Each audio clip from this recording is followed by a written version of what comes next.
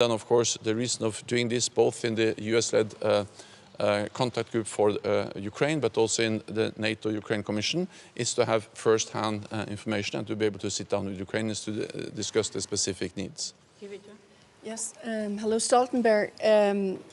The Danish defense minister will put forward a plan for training of the Ukrainian pilots in the F-16 program. How close are we actually on delivering F-16s or other Western-produced fighter jets for Ukraine? And then secondly, you have just been to the United States. Were you asked then if you could be persuaded to take on a little more time as Secretary General if the member states can't agree on a successor? First of all, I welcome the decision by several NATO allies to provide a training of fighter pilots. This is important, and it will enable us to, at a later stage, also make decisions to deliver fourth-generation fighter aircraft, like, for instance, the F-16s.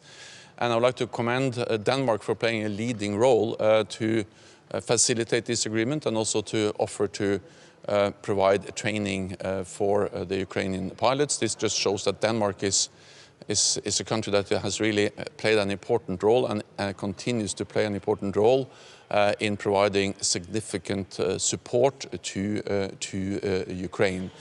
Exactly when decisions will be taken, it's too early to say, but the fact that training has started provides us with the option to also decide to deliver planes, and then the pilots will be ready to fly them. I visited Washington earlier this week, and the main purpose of that visit was, of course, to discuss the preparations for the Vilnius summit. This is part of my regular engagement with leaders across the alliance, and in the meeting with President Biden we discussed deterrence and defense, Ukraine, the need to strengthen our defense investment pledge, and other important issues for the alliance. When it comes to my successor, that is an issue to be decided by the 31 allies. I am responsible for all decisions that this alliance has to take, except for one, and that is about my future. That is for the 31 allies to decide. Finnish news agency. Thank you. Sweden was negotiating yesterday in Ankara, and at the same time there were some bitey comments from President Erdogan. So how should we understand those comments, and is it still possible to have Sweden as a full member in the Vilnius summit?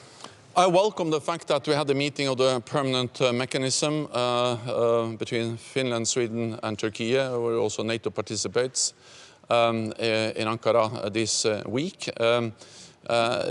This was a follow-up of the meeting I had with President Erdogan a couple of weeks ago, where we had good discussions on how to make progress on Swedish accession into the alliance. And President Erdogan and I agreed then to convene the meeting of the permanent mechanism. They met this week, and the meeting took place in a constructive atmosphere, constructive talks, and where they addressed progress and identified also how to continue to make progress, and also agreed to continue to work on how to ensure that we are moving forward on Swedish of the accession of Sweden into the alliance. Sweden has delivered on the commitments Sweden made at the summit in Madrid last year, which is to remove restrictions on arms exports, to strengthen the cooperation with Turkey in fighting terrorism. Sweden has changed it, amended its constitution and strengthened its anti-terrorist legislation. And all of this demonstrates that Sweden has delivered. That has been my message also. At the same time, we need to realize that Turkey has some legitimate security concerns. No other NATO allies has suffered more terrorist attacks. And that's the reason why I also welcome that we are together, sitting there and discussing how to further strengthen the cooperation in fighting terrorism. It is possible to get Sweden in by the Vilnius summit. I cannot guarantee you that that will happen, but I'm still working hard to ensure the accession of Sweden as soon as possible, and therefore also welcome the meeting I had with President Erdogan and the meeting of the permanent mechanism this week. Sergei Pelesa, Belsa TV. Thanks for the question. The question is about NATO statement on the potential nuclear weapon in Belarus. Lukashenko talks about nuclear weapon in Belarus as if it is a fact, and Putin announced that they will deliver this kind of weapon at the beginning of July, just before the summit in Vilnius. What options of reaction to such a step is considered by NATO? Perhaps the deployment of additional defense means to protect allies in countries neighboring Belarus from potential Iskander missiles. Thank you. So Russia's nuclear rhetoric and messaging is reckless and dangerous, and Russia must know that a nuclear war can not be won and must never be fought. And we are, of course, closely monitoring what Russia is doing. So far, we haven't seen any changes in their nuclear posture that requires any changes in our posture.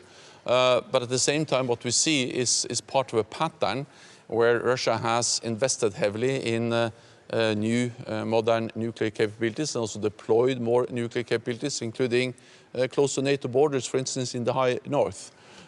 So this is part of a pattern that NATO already has responded to by increasing the readiness of our forces, by increasing the presence in the eastern part of the alliance, and we will continue to closely monitor what is needed and how Russia is changing their nuclear posture. General Secretary, you have formally stated that you would end your term, step down as General Secretary after this term, but you're now saying that this decision is not up to you. Does this mean that you are willing to continue for 6 or 12 months if you are asked to? I'm saying exactly the same as I've said all the time. I have no other plans and no other intention, and I don't have any intention of seeking extension.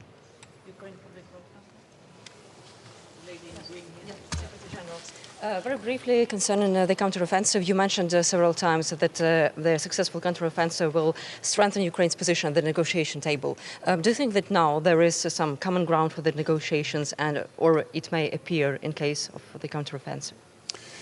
Well, we don't see any signs from President Putin, from Russia, that they are actually preparing for peace or any real negotiations. But at the same time, we know that the more ground Ukraine is able to gain through this counteroffensive, the stronger their hand will be at the negotiating table. And we also know that the more successful the Ukrainian counteroffensive is, the more likely it is that President Putin at some stage will realize that he cannot win this war on the battlefield. He has to sit down.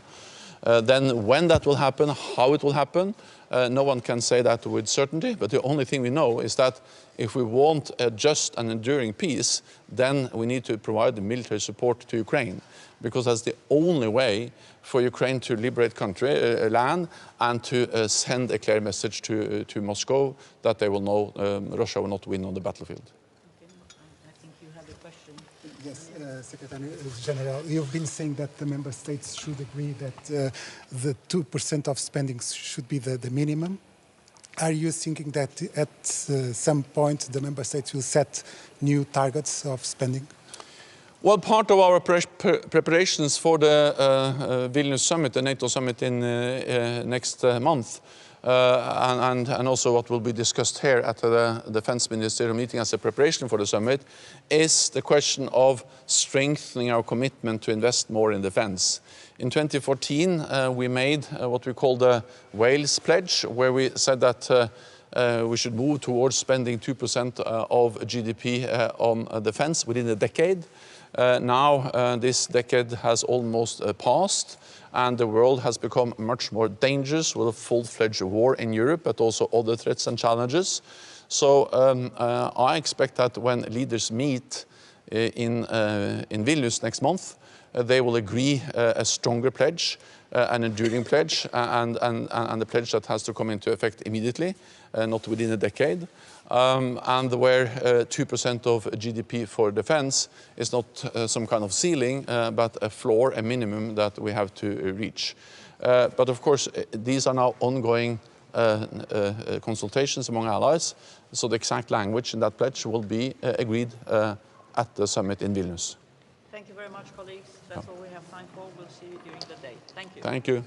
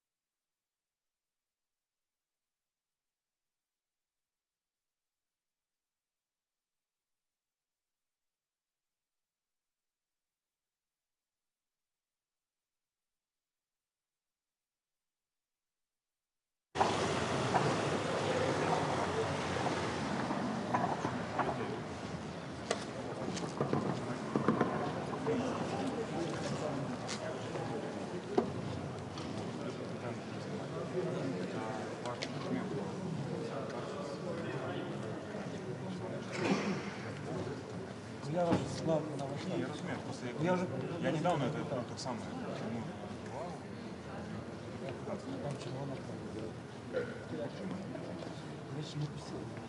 Can we cross this road? Do we want to go to the...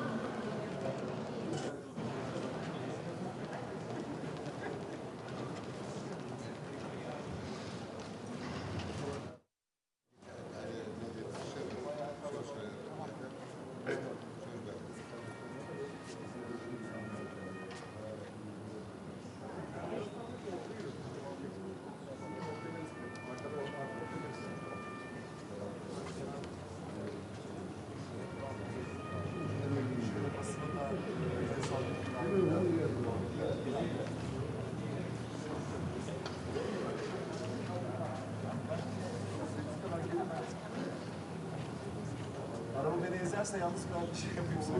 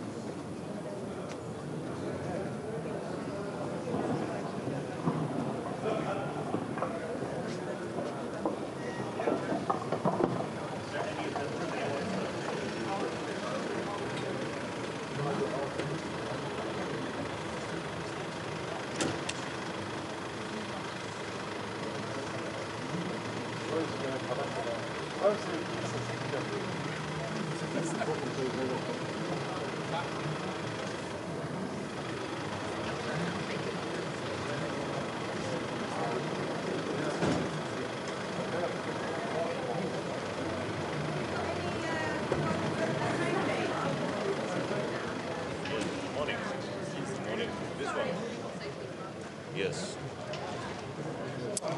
Good morning. I will just wait for 1 second. There is one more. I can stay as long as I want, but I don't know. Are you ready for that? So we have one more. Are you coming or not? Good. So once again, good morning. We have a very important day today and also tomorrow. I would like to share two topics with you. First, Ukraine, and second, Vilnius summit. First, Ukraine. Definitely at the moment is very, very important to continue the help to Ukraine as the counteroffensive is ongoing. And definitely we all understand what that means. Both sides on the battlefield are having losses, which means that especially our side helping Ukraine is very, very critical, and I'm very happy to see that also we have an agreement with a couple of our allies to announce a new aid package to Ukraine on this meeting today, and I have approved that also in our government. So it's clear that Estonia will continue also the help to Ukraine. Secondly, this also relates to Vilnius, and regarding Vilnius and Ukraine, definitely Estonia sees that the future of Ukraine is in NATO, and we will do everything, of course, to advocate for that, and we would like to see also the next steps made in Vilnius, that we cannot stay only on the messages what were given already in Bucharest. So, but let's see how it goes. Definitely the wording is very important, how that goes. And now coming to Vilnius summit and NATO, for me it's very important that we can approve finally the regional plans. We are on the final stage of that, still some minor details to solve, but definitely we will solve these details among our allies. What is important, that these regional plans have to be implementable or executable by the end of the year, maybe latest by the beginning of the next year, but these plans have to be executable. Also, what is very important is that we hope to achieve the agreement of the air defense rotational model, which helps to strengthen the eastern flank of NATO. And the third topic from our side is that we would like to reach a consensus also on the defense investment pledge. Of course, Estonia will advocate for 2.5% because we understand that last 30 years are for Europe a bit difficult to look back because we have not invested enough to our defense. This has led to big gaps in our defense capabilities, and this is why we believe that 2% actually is not enough. So we have to push for more, we have to push for 2.5, and Estonian government has committed for at least for next 10 years to invest 3% additional to that host nation support for our allies. So we will do more, and we will advocate for 2.5, but of course we have to achieve at first 2% for all the countries, because at the moment approximately 1/3 of the NATO members having 2%. So these are the main goals for Vilnius, these are the main goals for today and for helping Ukraine. And please, the questions. What do you think Europe needs to do?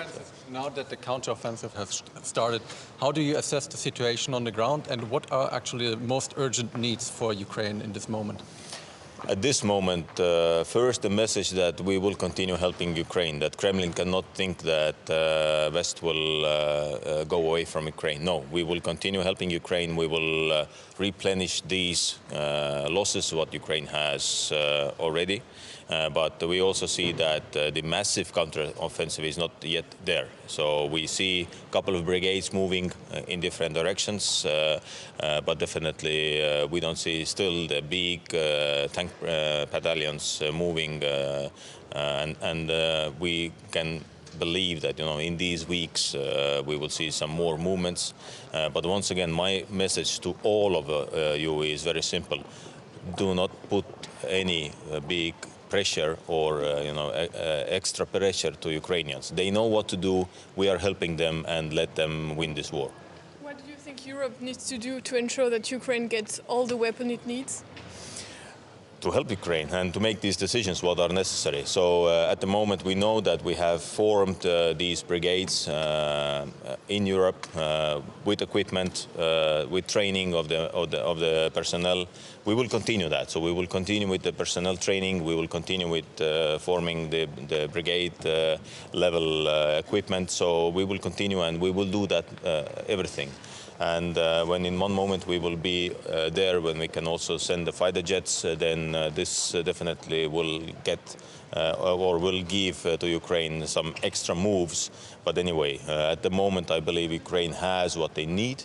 And for us it is important also to guarantee the supplement of the spare parts and maintenance. So this is also very, very important at the moment. I've got two questions, if I may. If you speak about the counter-offensive, what is, from your perspective, the strategic goal? Is it just more intense battle, or what is the goal? And the other question is concerning the US. Do you think the US is too reluctant to grant a clearer path to Ukraine for NATO membership? Thank you.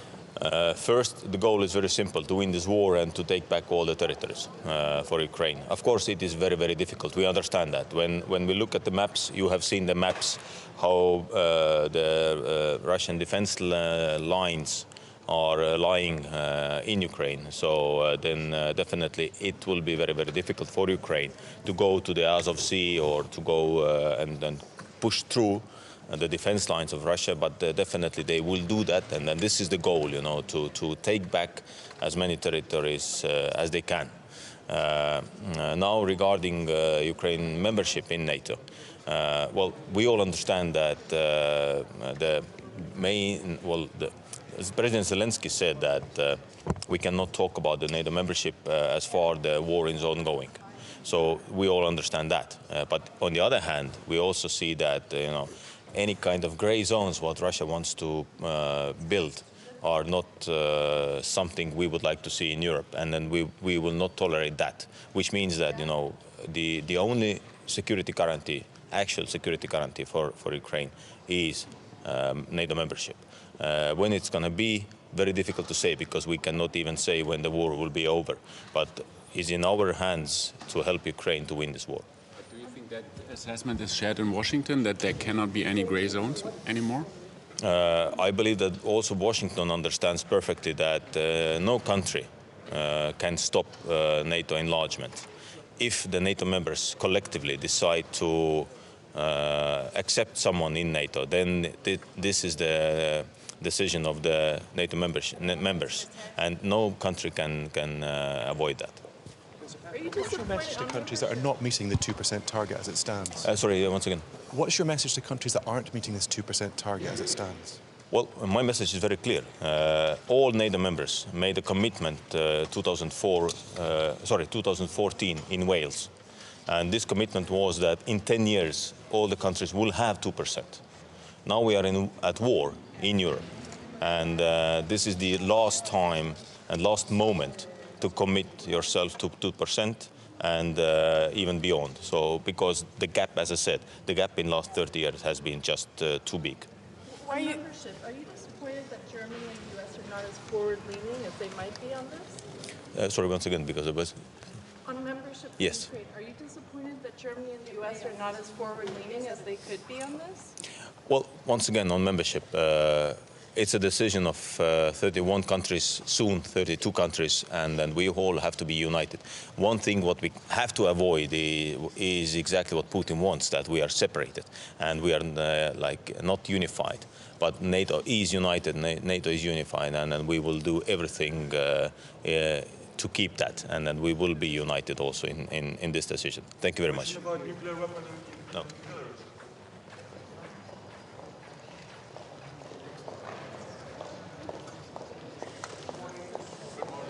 Good morning, everyone.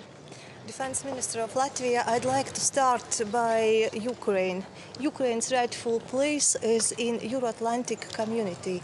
Maidan started as a revolution of dignity, and Ukraine has chosen its way to Euro-Atlantic community, and we must support Ukraine in this road to freedom of its choice. That's why Latvia supports Ukraine's accession to NATO whenever it's possible. Today we see that Russia is waging very brutal and aggressive war against Ukraine, and of course everyone is waiting for very successful Ukraine's counter-offensive. But we must admit it will be long-term process, and we have to support Ukraine not only during this counter-offensive, but as long as it takes. Well, Latvia is a country situated on the eastern flank of NATO, and today we must concentrate on forward defense. For Latvia, it means that we are investing in our defense capabilities. Our defense budget will reach 3% by 2027, but I think that with new defense capability procurements, we will reach 3% sooner than 2027. It's evident for us. Well, I'd like to stress that new NATO defense plans are a big step forward, but it means that they must be we should concentrate on how to fulfill those defense plans, how to execute them. Well, and it means fourth generation, which leads to defense investment pledge. Well, I've told that Latvia will reach 3% sooner than 2027. I hope that it will be NATO, that some other countries will join us in this defense investment pledge steps. But speaking about forward defense concept, we are working together with Canadians on scaling up our NATO battle group till combat capable brigade. It's well on track. Well, thank you. Minister, is it important to meet with the defense industry later today? Defense industry is critical. We must produce in numbers, and we concentrate on production in numbers. In Latvia, we can make very good prototypes of something, but today we should concentrate on production in numbers. It is critical. Thank you. Minister, on membership Thank you. for Ukraine, are you disappointed about the U.S. and Germany's stance on this, that they're not as forward-leaning as they could be? It will be discussed, so discussions will be held, but as I already said, Latvia supports Ukraine's accession to EU and NATO whenever it is possible. Thank you. Thank you.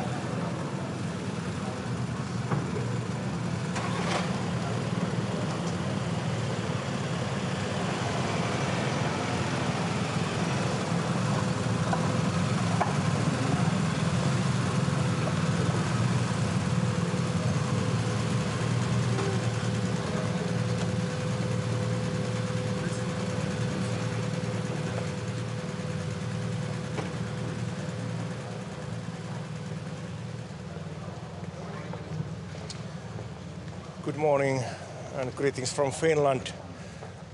This is a historic day for us, of course, because this is the first time Finland participates the defense ministers meeting as an ally. So looking forward for important and good discussions how to strengthen the alliance here. Today, of course, we are discussing how to assist and keep helping Ukraine when it's fighting for its freedom. Finland will have a new government pretty soon. We are under the talks of the new government. Probably next week we'll have already a new government. But I can assure you that Finland keeps on supporting Ukraine also in the future. Thank you. Now that the counter-offensive has started, how do you assess the situation on the ground and what, in your opinion, are the most urgent needs for Ukraine? Well, we are going to hear the latest from the ground. I'm sure that our colleague Oleksiy Reznikov will tell us more. But sure, it's not a piece of cake. It certainly is difficult and very challenging. But of course, we hope that Ukraine succeeds there very well. But I'm sure that we'll get more information about this all today, and we are listening carefully what kind of needs Ukraine has at the moment, and Finland and I'm sure the other countries also try to react for that. Thank you. What is in a way only a single chance opportunity for Ukraine now that they have the tanks and maybe airplanes? If it fails, I'm afraid that this war will take a long time. Hopefully not, but I'm afraid that it will take a long time. So of course we are living in crucial times here, and certainly very important days and weeks here. But I'm afraid this won't be over soon.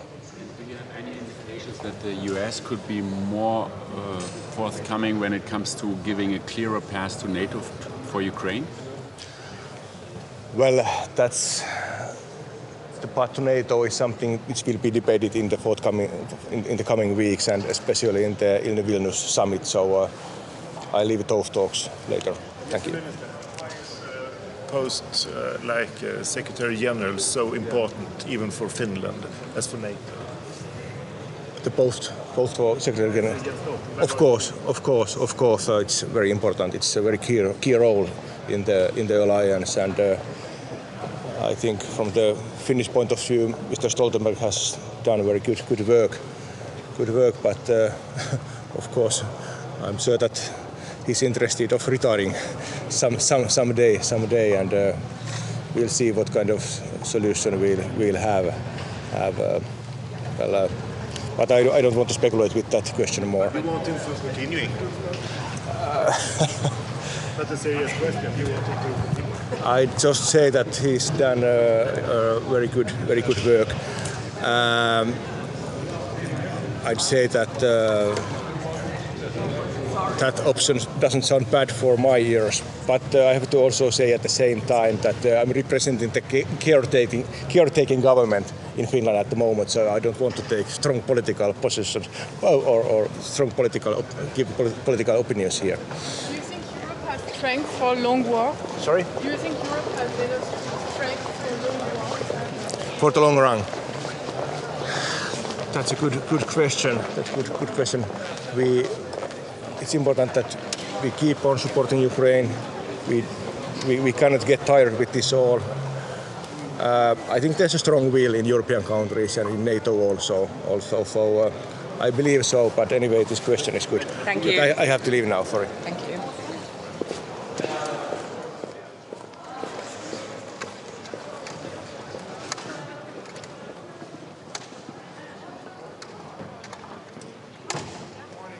Good morning. We are at a crucial moment of this Ukraine war. The offensive has started of the Ukrainian armies now do everything to support Ukraine as long as it takes. So really, I hope that we will take another important decisions today to support Ukraine, especially also the political support that they need, because it's not only the military but also the political and the moral support. Thank you. Minister, on defense spending, what would Luxembourg's position be on 2% of spending of GDP as a floor, not a ceiling? Luxembourg has the position that it is important that every country does more efforts to really spend more money for defense. But we must also look at the specificity of the different countries. Like Luxembourg, we have a special situation because we have a GDP that is calculated in a situation where we have, for example, 230,000 commuters working in Luxembourg, so not Luxembourg citizens, and that must be taken in account also when we make the calculation what the 2% means. We are ready to agree, but the question is how you calculated the 2%. For example, I think that we should take into account the R&B, so that our specific situation with a country with 630,000 inhabitants, but also 230,000 commuters being not from my country, really must be taken into account when we calculate your 2%. Eine Frage auf Deutsch? Ja? sollen die Europäer tun, damit die Ukraine die Waffen bekommt, was sie braucht? Also das Wichtigste ist, dass wir ja heute auch entscheiden werden und auch ein Treffen haben mit der Rüstungsindustrie, damit im Grunde die hauptsächliche Munition schneller geliefert werden kann. Es gibt ja auch die europäische Initiative, die sehr wichtig ist, aber vor allem die Produktion muss gesteigert werden, weil es kommt jetzt darauf an, dass in den nächsten Monaten die Ukraine das bekommt, was sie benötigt.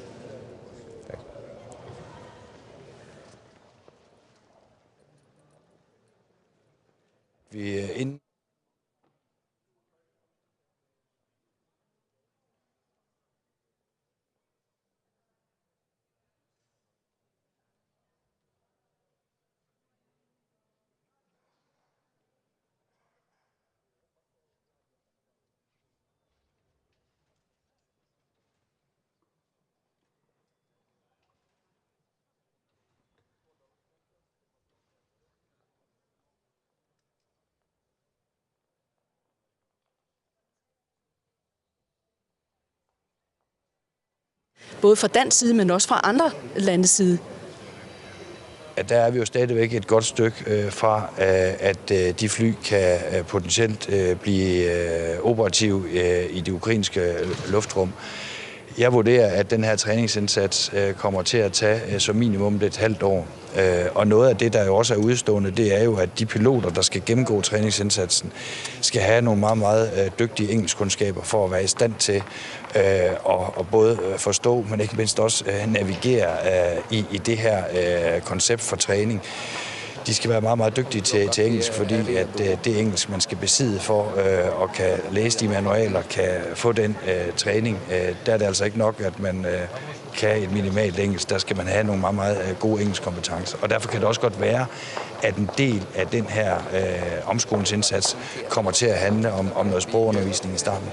Det betyder jo så, på det du siger, at man reelt faktisk har taget beslutningen om, at F-16 skal til Ukraine. Det har vi ikke gjort fra den side. Vi har hele tiden sagt, at den her beslutning må man dele op i to bidder. Den første bid handler om, at man skal gøre det muligt for de ukrainske piloter at gå fra at flyve MiG-kampfly til at kan flyve F-16. Og der så kan man så diskutere, om man så fra den side også skal lave en donation. Det er jo ikke sådan, at de to ting hænger sammen. Men omvendt kan man sige, det nytter jo heller ikke noget at lave en donation af kampfly, som nogen har været ude at foreslå her i løbet af foråret. Fordi de vil jo så ikke være i stand til at flyve dem, hvis man bare donerer kampflyene. Og for så også at gøre det her yderligere kompliceret, så handler det jo også om, at i det tilfælde, at man kommer til at donere F-16 kampfly, så skal man jo også sørge for at have en struktur i Ukraine, hvor man så kan både beskytte dem, men også have mulighed for at servicere dem, og kan have nogle faciliteter, hangarer og landingsbaner, hvorfra de kan operere. Der var en anden ting, som Stoltenberg blev spurgt om, også fra vores side i dag, det er, om han er mulig at overtale til en forlængelse af NATO-generalen. First and foremost, our focus will be on air defense.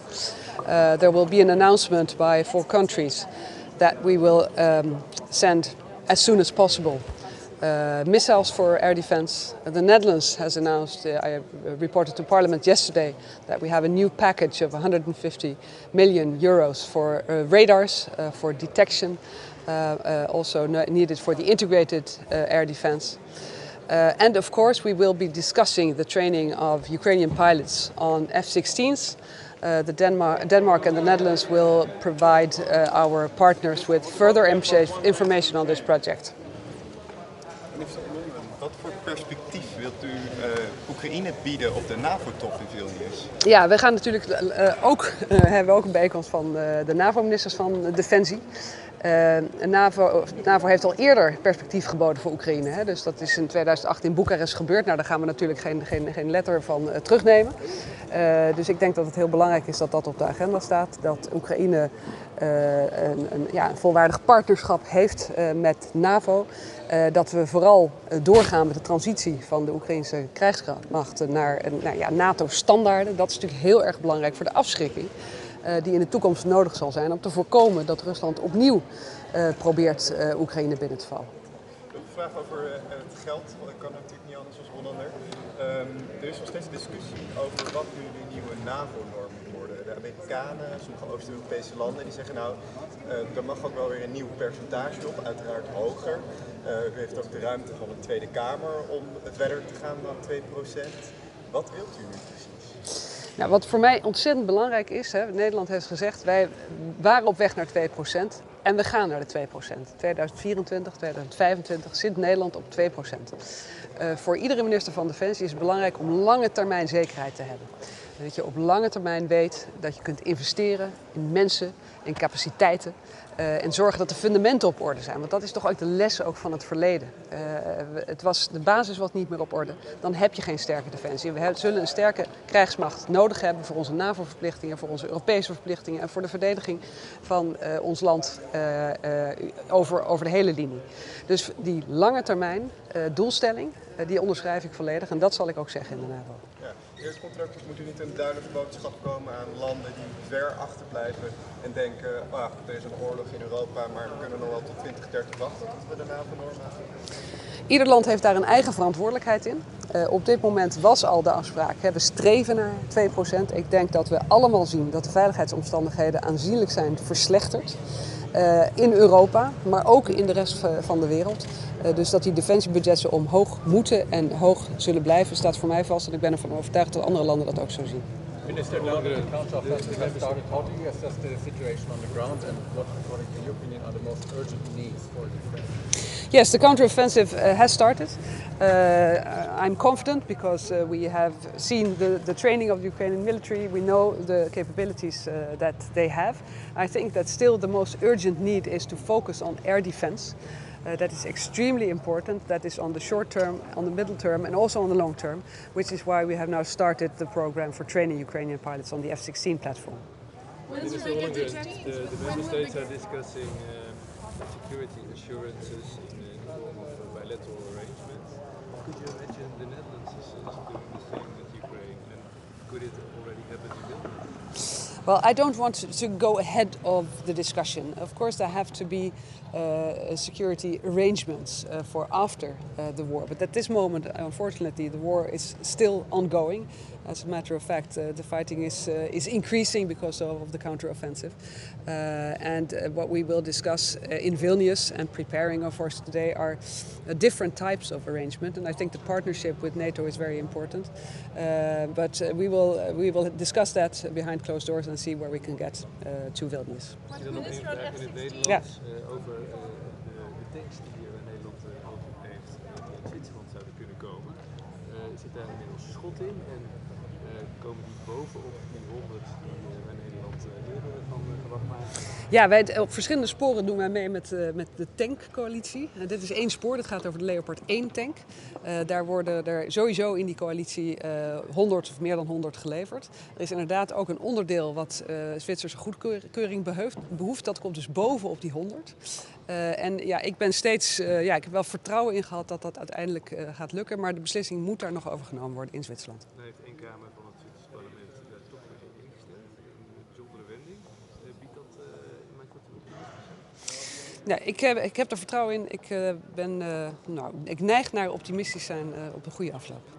Minister, do you think would the Netherlands consider sending the jets to Ukraine before the war ends?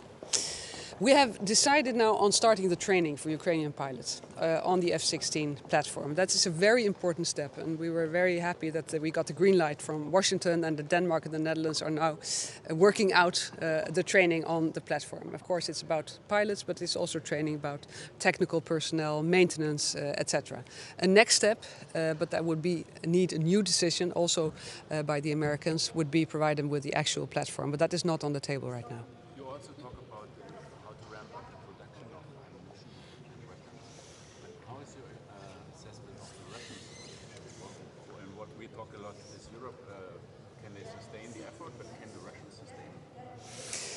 Well, we have to ramp up. That is also why I'm happy that we're having a meeting with the European, or with the defense industry behind NATO today, and we're doing that also in the European context.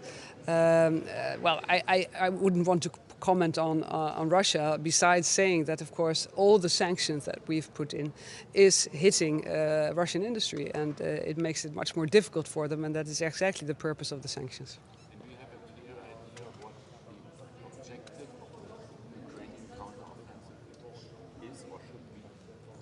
Well, the objective of the self-defense of Ukraine is, of course, regaining territory and assuring sovereignty and territorial integrity. And that has our full support. And, of course, Ukraine does not disclose its strategy in the counteroffensive. And I think that is very wise of them. Do you think Ukraine has enough to win this war? I think that we all feel that this is an illegal war, that this type of aggression can never be rewarded, and that is why we support Ukraine. And we've done so massively with weapons, with ammunition and with training, and many countries, including the Netherlands, has assured Ukraine that we will continue to support them for as long as necessary. The counteroffensive is on its way, and I think we have shown massive support, and we will see. Thank you.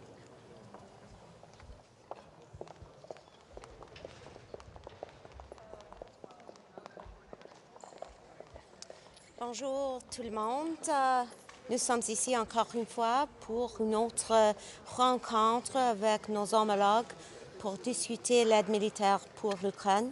Fin de semaine passée, le Premier ministre Trudeau était en Ukraine avec le président Zelensky pour discuter une augmentation d'aide militaire pour l'Ukraine. Et il a annoncé une autre 500 millions de dollars en aide militaire pour l'Ukraine du Canada. In particular, Prime Minister Trudeau announced another $500 million in military aid for Ukraine. That's on top of the already $1 billion of military aid that Canada has put on the table for Ukraine. Canada will be extending Operation Unifier, which is the training mission under which over 36,000 Ukrainian soldiers have been trained. In addition, Canada will be donating 10,000 rounds of 105 millimeter ammunition, almost 300 air defense missiles to keep Ukrainian skies safe. Canada will also be contributing to the multinational coalition on the F-16s, as well as contributing to the tank maintenance center in Poland. Canada has donated already 8 Leopard 2A4 battle tanks. I hope you can see that Canada will stand with Ukraine in the short and the long term in respect of its territorial integrity, its sovereignty, its security, and of course, the rules-based international order that has kept us all safe since the end of the Second World War. We stand with our allies and we stand with Ukraine. Merci beaucoup. On defense spending, would Canada support 2% of GDP as a floor? Canada is continuing to increase its defense spending. It's increased by 70% in the 9-year period beginning in 2017. In addition to that, we put on the table $8 billion in military spending in our 2022 budget and $40 billion over 20 years for NORAD modernization and continental defense. Canada is the 6th largest defense budget in NATO overall. And we have tangible commitments, boots on the ground, in particular on NATO's eastern flank in Latvia as a leader of the Enhanced Forward Presence Battle Group in Latvia. So we believe that it is important to continue to increase defense spending, and that is exactly what we're here to discuss with our NATO colleagues in addition to the question that you posed. But will you commit to actually reaching 2% in the near future? We're continuing to have that conversation right here in Brussels, and it is going to be incredibly important not only to discuss aid to Ukraine, but the coalition going forward. And there are a number of important items on the table, including defense spending, which I look forward to having that conversation with my colleagues. Some Western weapons have been found in Russia. Do you see a risk of escalation? The story of the last 16 months has been one of escalation, and it is a result of Vladimir Putin's illegal and unjustifiable invasion of Ukraine. In order for this war to come to a conclusion, Vladimir Putin needs to do what's right and leave Ukraine. The destruction and the devastation and the loss of human life is absolutely horrendous and unacceptable, and it needs to stop by Vladimir Putin exiting Ukraine. Minister, question about Latvia. What about inclusion of NATO, of Canadian troops as a frame state in battlefield in Latvia? How it looks like? Well, thank you for that question, because it highlights Canada's important work in Latvia as a framework nation since 2017. In fact, the Latvia operation, which we call Operation Reassurance, is Canada's largest international operation where we've deployed approximately 1,000 soldiers in the air, on land, and at sea. And so, as you're aware, last year we committed to move that commitment to brigade level together with our allies and other partners in the framework nation. And that is exactly what we're working on. I met with Minister Mournice in Canada to discuss our plan going forward to move to brigade level. The Chief of Defence Staff, Wayne Eyre, has been meeting with his counterparts across the multinational effort in Latvia that we are leading to discuss what items they are going to put on the table in terms of capabilities and in terms of human resources. But make no mistake, we are very much committed to Operation Reassurance and to Latvia because of the importance of our NATO contribution as well as maintaining a strong eastern flank for NATO. Minister, on the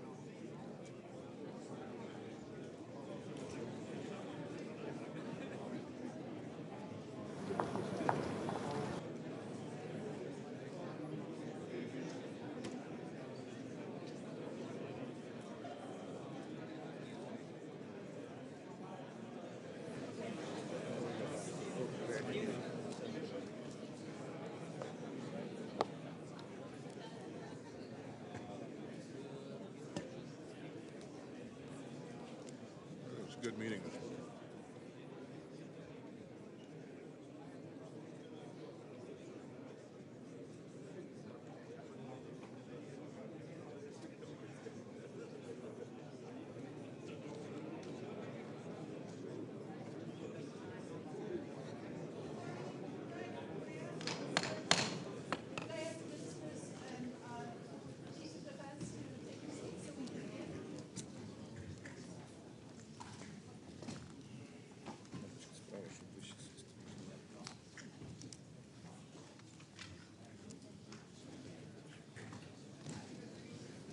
We have to wait for Secretary General to say his round.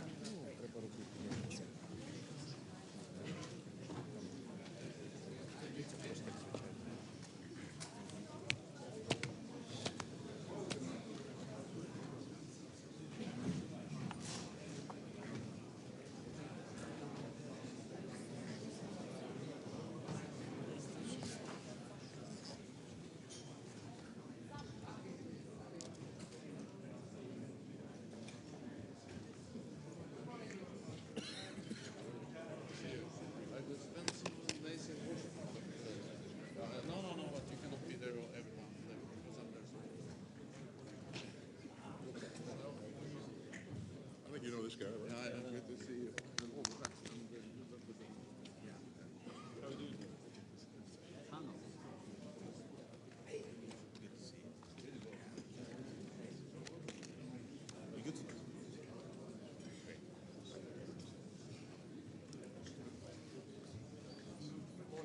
Hey, how are you?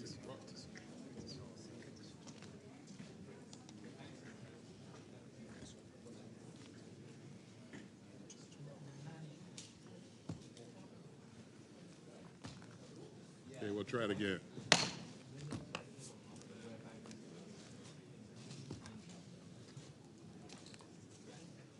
Well, good morning, everyone, and thanks for joining us for the 13th meeting of the Ukraine Defense Contact Group.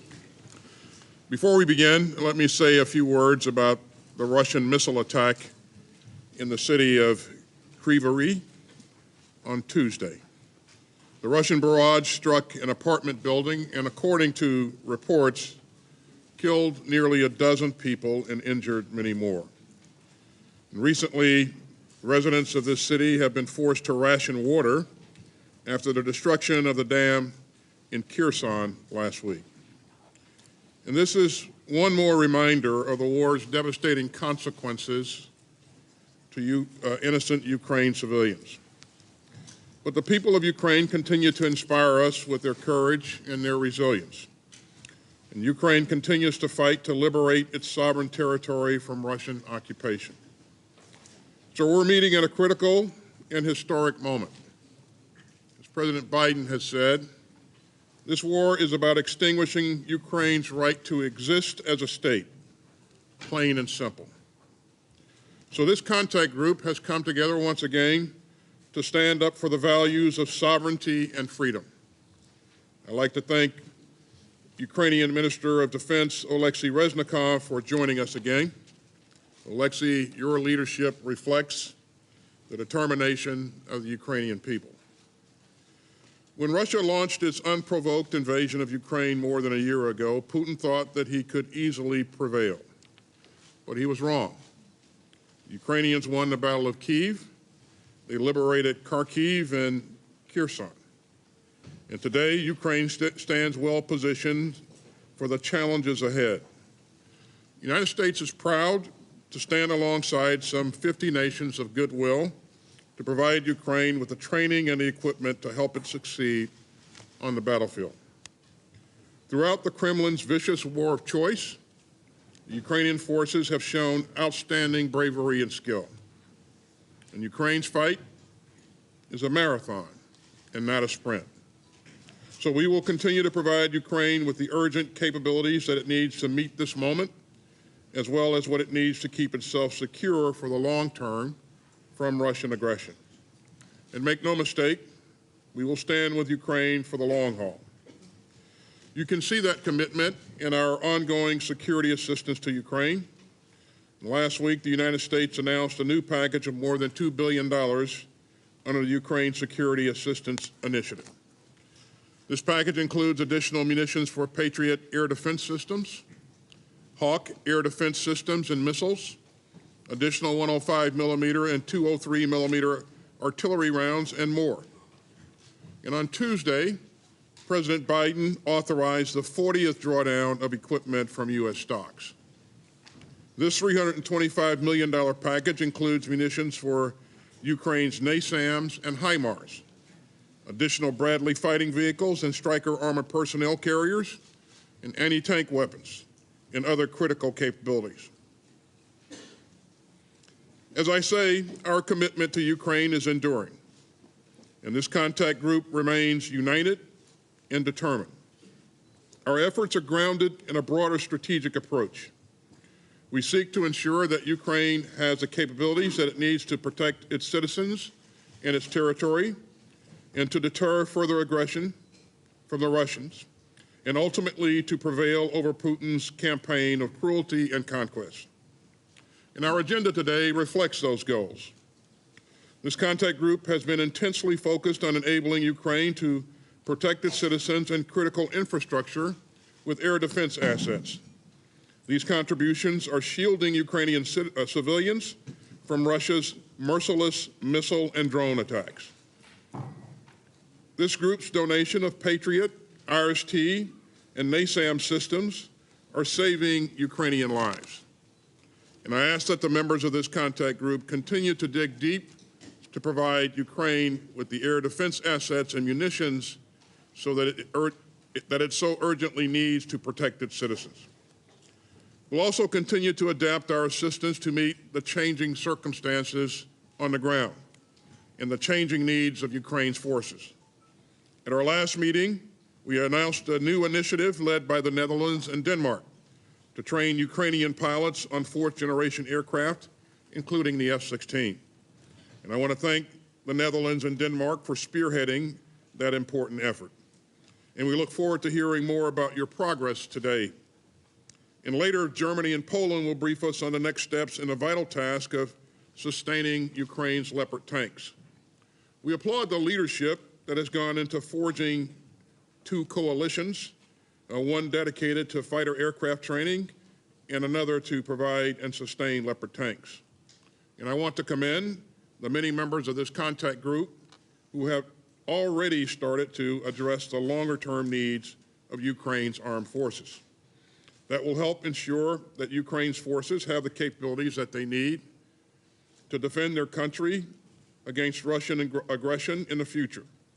And it's become increasingly clear that Ukraine needs a force that is interoperable with our militaries.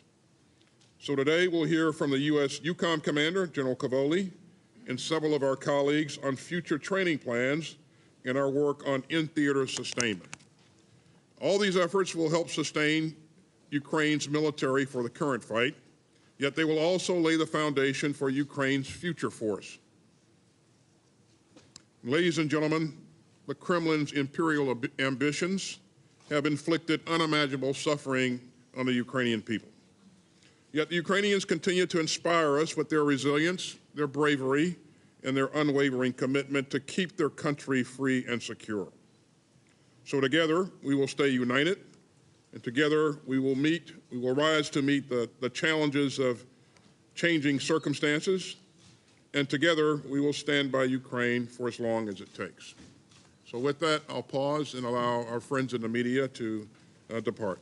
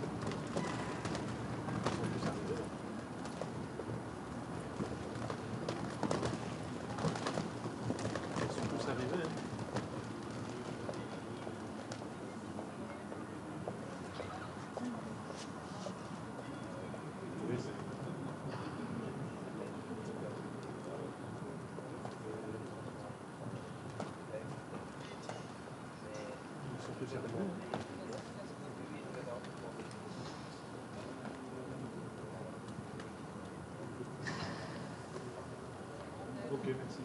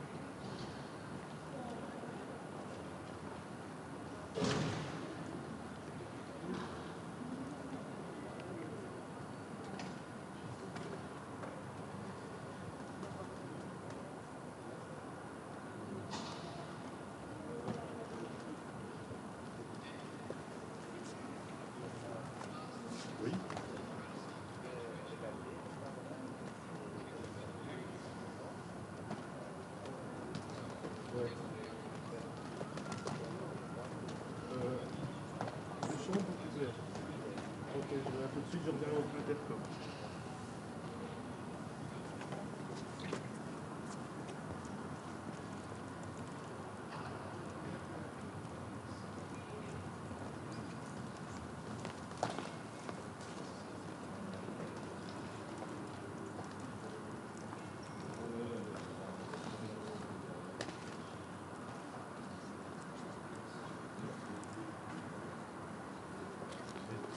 La caméra drapeau est à l'extérieur? Oui.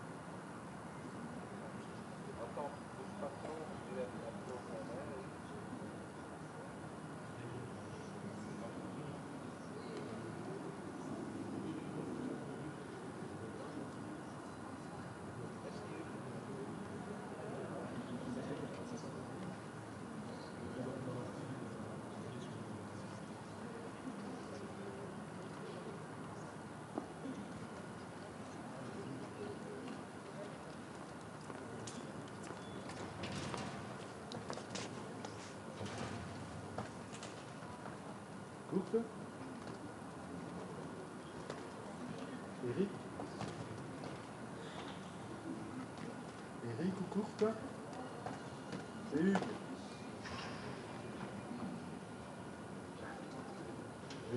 Oui, j'essaie de savoir si le drapeau, ça va? Est-ce qu'on peut nous libérer ou bien on reste aux caméras?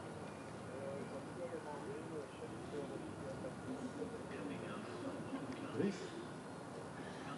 Ah, c'est très joli. J'ai cru qu'il est chef aussi. Ah. Pour 1,02 €. Hein, Peter? Pour 1,02 €. Qu'est-ce que tu fais? Tu veux monter? Non, franchement. C'est bon, ça.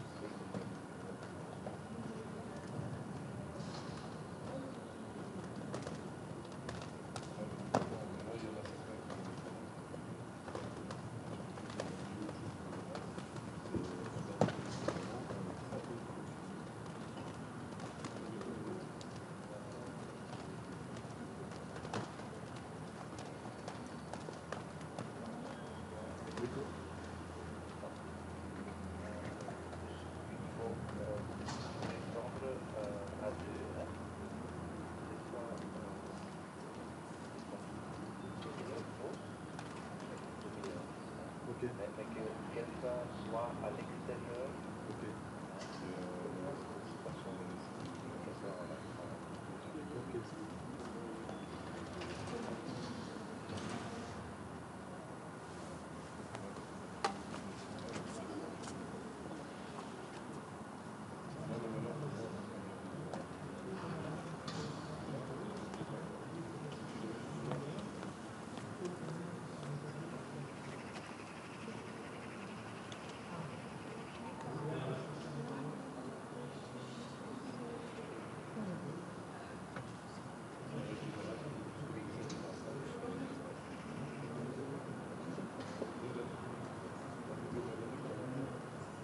Focus.